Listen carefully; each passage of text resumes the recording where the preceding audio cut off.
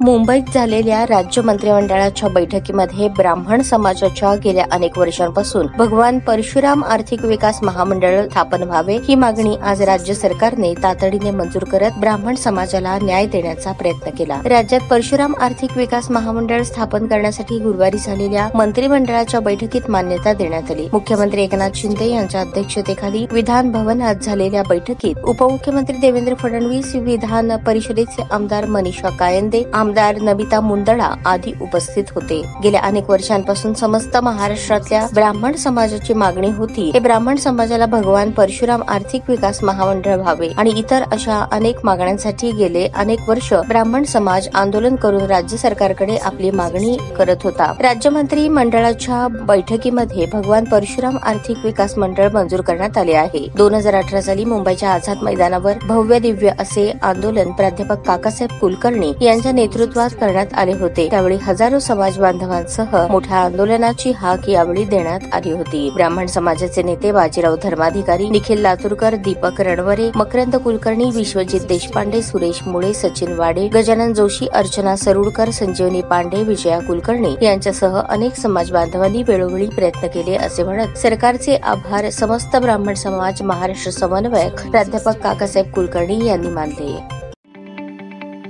ताज्या बातम्या पाहण्यासाठी प्राईम महाराष्ट्र न्यूज चॅनलला सबस्क्राईब करा।